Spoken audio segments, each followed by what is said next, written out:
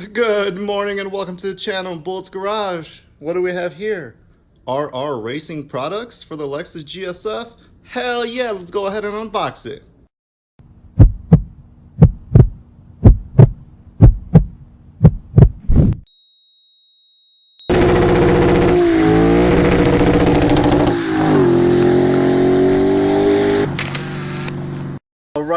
Alright. Thank you, RR Racing. Let's see what we got inside, shall we? Fragile. So you know it's good when it's fragile. What do you guys think it is? Comment below before I open it up. Let's see who's right. Go ahead, take a second, comment below. Priority mail. All right, there's the first piece. Very light. Packaging.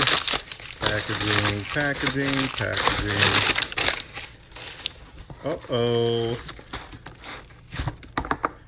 You guys remember this piece, huh? Well, I guess I got a spare. Awesome. So that should give it away right there, what this piece is. Interesting. I'm not sure what this is for. But there is the bad boy that I've been waiting for 4 weeks because they were on back orders. So I did get a RR Racing intake and heat shield, because I will go into the details why I got this. And you might be wondering, you already had an intake at the K&N, what happened? Well, I'll go into that and talk all about it. There we are, super high quality carbon fiber, absolutely perfect. And then you got your carbon fiber heat shield, which I'm going to talk about what this does. But first, as you can see, they did put their logo. No offense, RR Racing, absolutely love your products, but I want to keep my engine bay looking clean, so I'm gonna debadge these two real quick. Just I like that simple, plain look. I don't need brand advertisements, so let me just debadge this.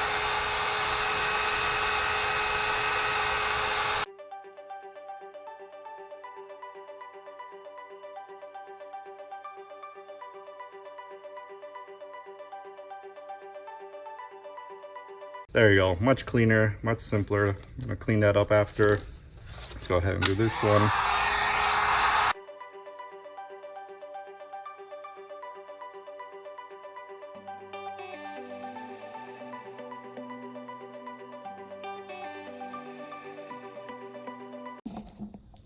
All right, guys, so I'm going to go ahead and install this intake elbow real quick. I'm gonna do a quick time lapse of that, and then also I'm gonna install the breather kit that goes to the back because they did remove it. So I'm gonna do a time lapse of that, but before I do, let me talk about why I got this intake and got rid of the K&N. So as you know, the K&N came with these vents. These are the valve cover vents that valve into the intake manifold to reburn the gases, okay? What I did was I JB welded the fittings that came with the K&N, but I was worried that with all the heat that the JBL might fail. So I said, forget it. I removed it, took off that breather kit that was in the back. I will link the card up here if you want to see that video. So I removed it, saved up some money, got the RR Racing one, and we're gonna have a legit setup now with carbon fiber. So let's go ahead and install this bad boy.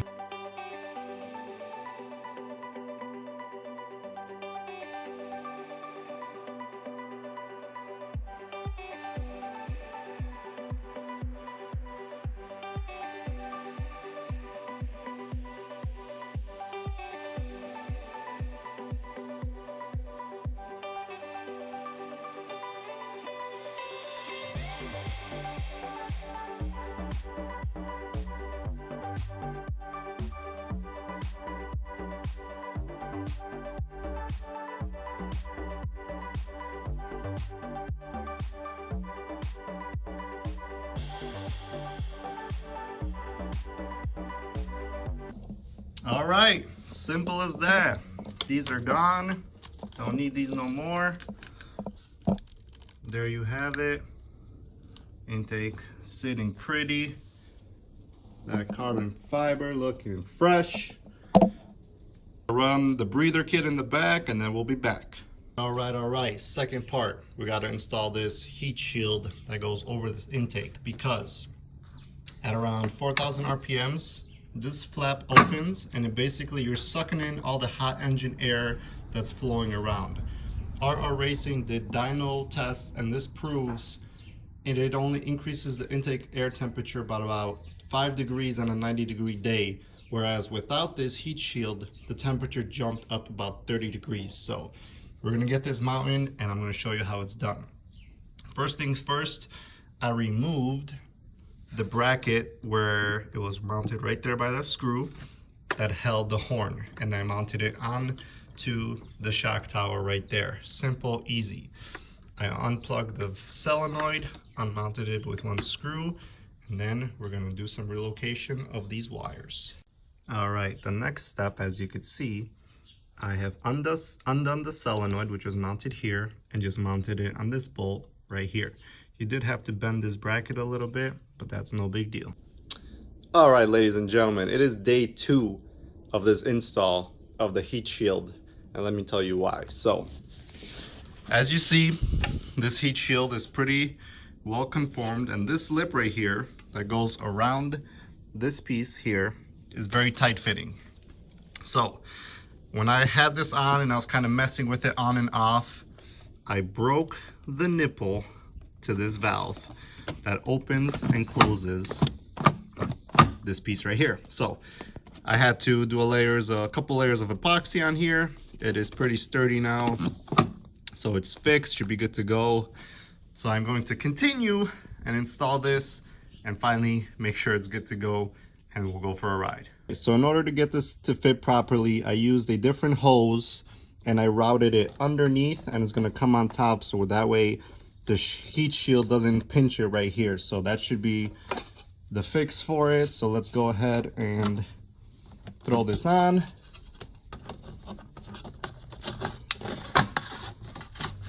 See, this way it's going to be up here.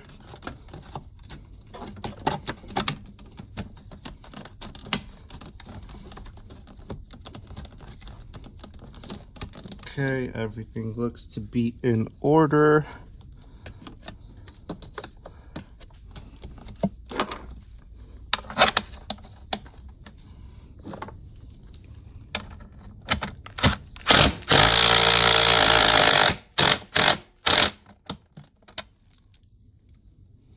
And there you have it, all done. No install is complete without protecting the parts. So I'm going to use car gliss and make sure these are nice and clean and protected.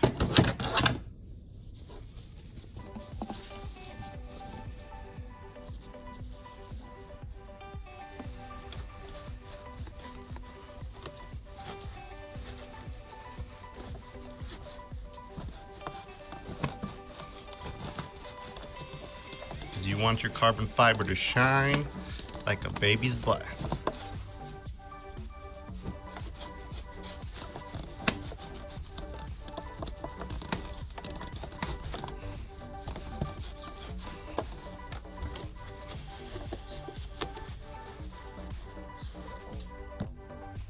All right, there you have it, your finished product.